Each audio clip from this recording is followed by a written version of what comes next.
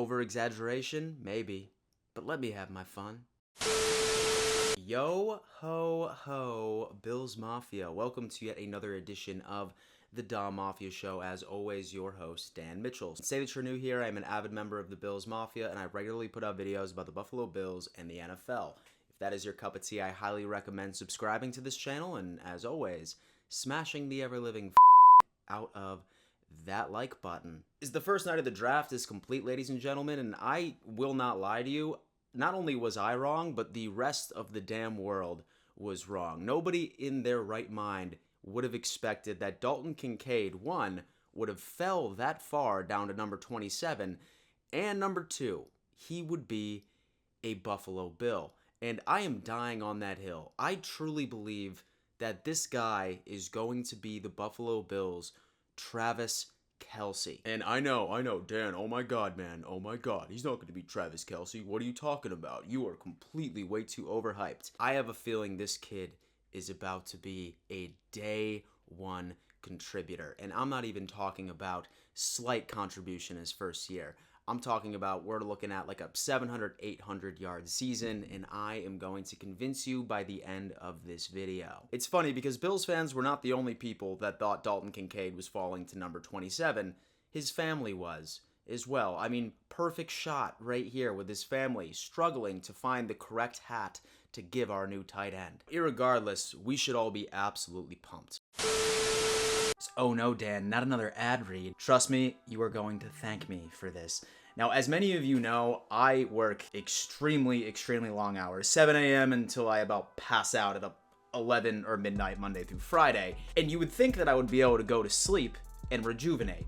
You're absolutely wrong. My mind is still going a million miles a second, and for the most part, I'm staring at my ceiling until 3 a.m. Now, that is something that I have accepted for myself, but I needed to make a change. I needed to start taking naps, but once again, I can't nap either. Whether or not that it's my FOMO, or whether or not that I just can't get comfortable enough, or it's too bright, I have had no such luck until I ended up finding the Manta sleep mask. Now, little do you know, Manta truly believes sleep needs to be the number one priority in order to achieve that particular level of success. Now, these things are ridiculously comfortable, and literally the second that you put it on, you feel like you're right next to Aaron Rodgers during one of his darkness retreats. I mean, look at this. Literally can't see and so you know what? I should probably apply to officiate in the NFL. Prerequisites right here. Now, Manta has several selections on their website. This particular is the Sleep Mask Pro. This company and this mask has really been able to help me prioritize what is most important, and that is my sleep,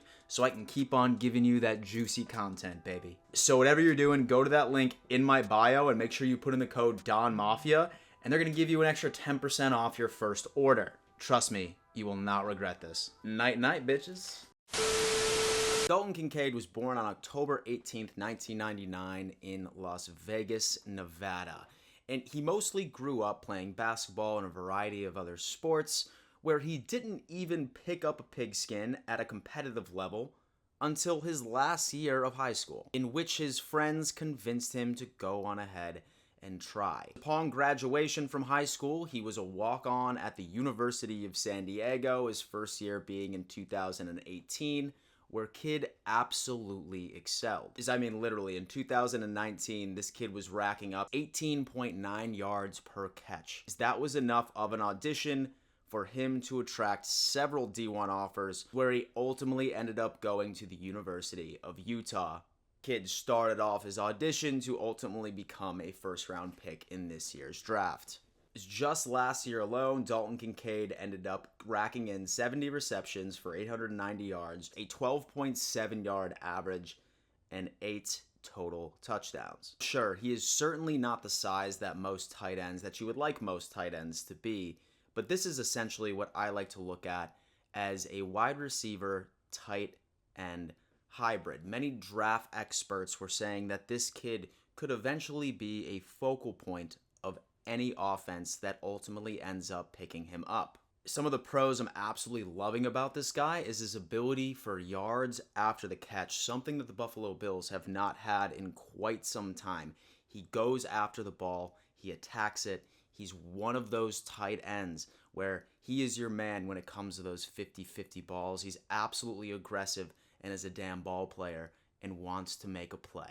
Right here, ladies and gentlemen, I mean, I am absolutely shocked that he ended up falling to us. Several draft experts had him like the 9 overall prospect on their big board. I frankly could not be happier. When you're talking about weapons for Josh Allen, this is the sort of guy that I think is going to go out there and make a day one contribution. I sound like a broken record, but I truly believe this. A lot of people were upset on Twitter. Oh, we already have Dawson Knox. We already paid him all this money. But Ken Dorsey has been salivating in being able to run those 2 tight end sets. I mean, literally just imagine Dawson Knox, Dalton Kincaid out on the field at the exact same time. Do we even need a solidified wide receiver too with sets like that? Now, don't get me wrong, I would still absolutely love if D-Hop would be on the table today. It's not completely out of the question at this point, but this is a tremendous start. When you look at this sort of guy, he's the kind of guy that is essentially he's a Travis Kelce-esque player. This is going to be Josh Allen's larger Cole Beasley with his elite hands, his great ability at route running. He's going to be one of his go-to. So rather than 3rd and Cole, we'll be looking more so at 3rd and Kincaid. Some of the only downsides that I see from this prospect is he is getting up there in age. He's about to turn 24 years old, and he is a little undersized. While he is a pretty proficient blocker, I'm sort of curious to see how he does at that next level, but that's not why we drafted him.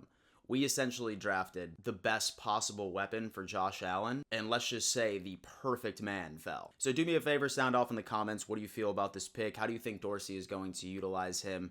And just let's celebrate together, baby. We got another weapon for Josh Allen. And so before I let you go, thank you to everybody that joined me on my stream last night as I reacted to the NFL draft. I will be doing the exact same thing tonight, starting at about 6:30, where I will be live streaming my entire reaction to day 2. So if you are interested in that, I will go on ahead and leave the link in my description so you can come on, hang out, and let's see if D-Hop comes to the Buffalo Bills. Subscribe to this channel, like this video as always, and before I let you go, you better always remember, let's go Buffalo.